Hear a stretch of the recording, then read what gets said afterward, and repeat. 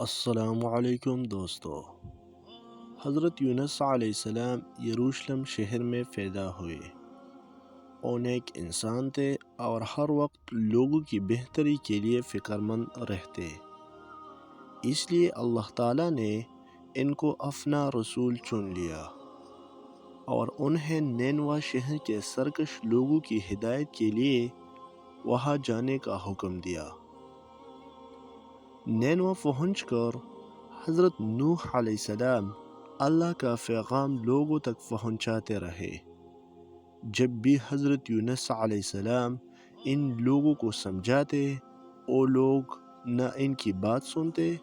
حضرت یونس علیہ السلام نے ان کو بار بار سمجھایا، برے کام چھوڑ کر نیک کام کرو اور اللہ تعالیٰ کے عذاب سے ڈرو۔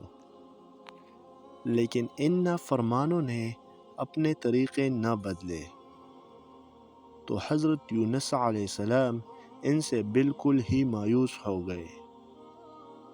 انہوں نے نا امید ہو کر ان لوگوں کے لیے عذاب کی بد دعا کی اور دل شکستہ سمندر کی طرف چل پڑے۔ وہاں ایک کشتی سفر کے لیے تیار کھڑی تھی۔ آپ علیہ السلام کشتی میں سوار ہو گئے۔ کشتی روانہ ہوئی تو شدید طوفان آ گیا اور کشتی ڈوبنے لگی۔ کشتی والی نے کہا کہ ضرور کوئی مسافر اپنے مالک سے بھاگ کر آ گیا ہے۔ جب کوئی نہ بولا تو اس نے کہا کہ سب مسافروں کے نام کی پرچی نکالو اور جس کا نام نکلے اس کو باہر پھینک دو، ورنہ سب ڈوب جاؤ گے۔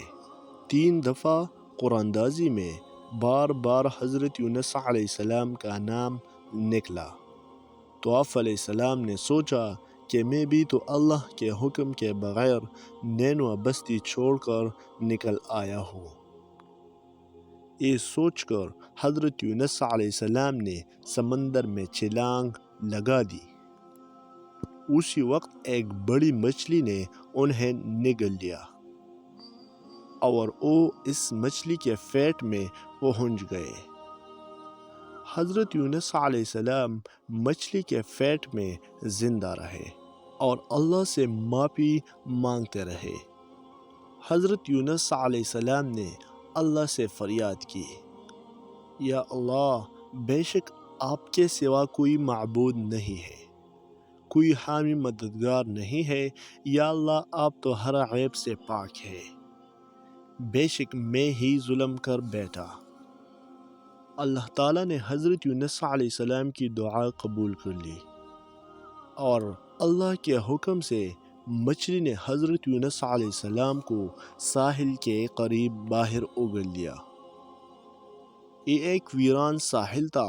حضرت یونس علیہ السلام نہایت کمزور اور لاغر ہو چکے تھے۔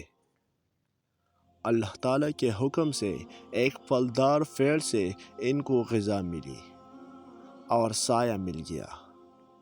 آہستہ آہستہ ان کے جسم میں طاقت آنے لگی۔ اللہ تعالیٰ نے انہیں واپس نینوا جانے کا حکم دیا۔